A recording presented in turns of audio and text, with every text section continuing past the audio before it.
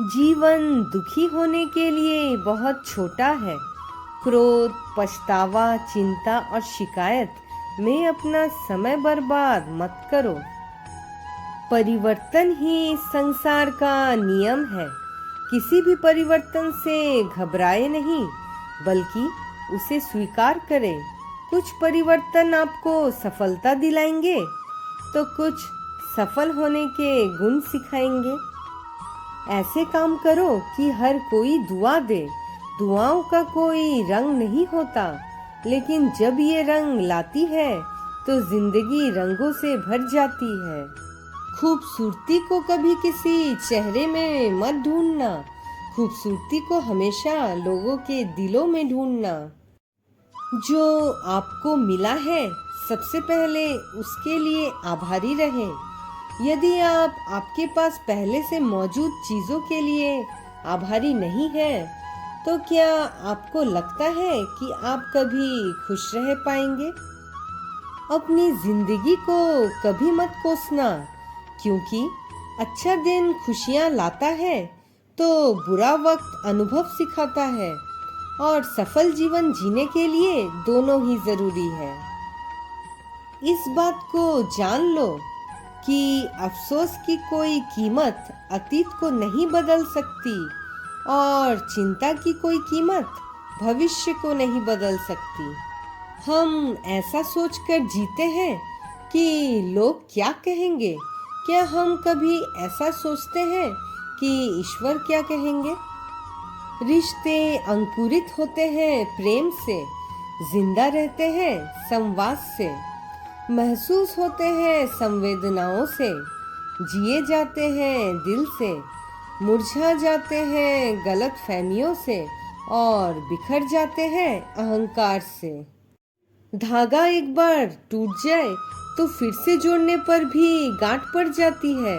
उसी तरह रिश्ते एक बार टूट जाए तो फिर से जोड़ने में गांठ बन ही जाती है। जिंदगी अपनी पसंद से जियो, वरना दुनिया वालों की पसंद तो बदलती रहती है। समय, विश्वास और सम्मान यह ऐसे पक्षी हैं जो उड़ जाए तो वापस नहीं आते। पैसों से बिस्तर खरीदा जा सकता है, नींद नहीं। पैसों से महल खरीदा जा सकता है, लेकिन खुशियां नहीं। केवल आप ही अपना जीवन बदल सकते हैं, कोई और आपके लिए यह नहीं करेगा। प्रयास करने वाला इंसान एक बार गिरता है, लेकिन प्रयास ना करने वाले लोग जीवन भर गिरते रहते हैं।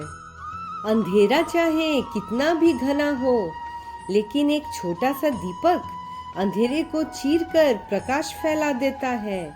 वैसे ही जीवन में चाहे कितना भी अंधेरा हो जाए, विवेक रूपी प्रकाश अंधकार को मिटा ही देता है। वक्त सबको मिलता है जिंदगी बदलने के लिए, पर जिंदगी नहीं मिलती वक्त बदलने के लिए। श्री कृष्ण कहते हैं, जो लोग भक्ति में श्रद्धा नहीं रखते, वे मुझे पा नहीं सकते। अतः वे इस दुनिया में जन्म मृत्यु के रास्ते पर वापस आते रहते हैं। श्री कृष्ण कहते हैं, मैं धरती की मधुर सुगंध हूँ, मैं अग्नि की ऊष्मा हूँ। सभी जीवित प्राणियों का जीवन और सन्यासियों का आत्म संयम भी मैं ही हूँ। वह जो सभी इच्छाएं त्याग देता है और मैं और मेरा की लालसा और भावना से मुक्त हो जाता है, उसे शांति प्राप्त होती है। श्री कृष्ण कहते हैं, मेरे लिए ना कोई घृणित है और ना कोई प्रिय, किंतु जो व्यक्ति भक्ति के साथ मेरी पूजा करते हैं, वो मेरे साथ है और मैं भी उनके साथ हूँ। मनुष्य को जीवन की चुनौतियों से भागना नहीं चाहिए, और ना ही भाग्य और ईश्वर की इच्छा जैसे बहानों का प्रयोग करना चाहिए। जिस मनुष्य के अंदर ज्ञान की कमी और ईश्वर में श्रद्धा नहीं होती, वो मनुष्य जीवन में कभी भी आनंद और सफलता को प्राप्त नहीं कर पाता। श्री कृष्ण कहते हैं, जब जब इस धरती पर पाप, अहंकार और अधर्म बढ़ेगा तो उसका विनाश कर धर्म की पुनः स्थापना करने हेतु मैं अवश्य अवतार लेता रहूंगा। आपके जन्म के समय आप खाली हाथ आए थे और मरते समय भी आप खाली हाथ ही जाएंगे।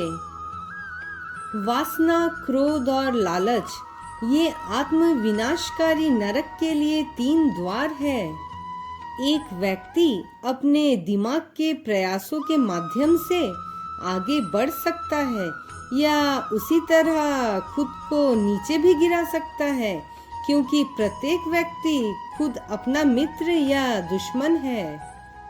सुख और दुख का आना जाना सर्दी और गर्मी की ऋतु के आने जाने के समान है।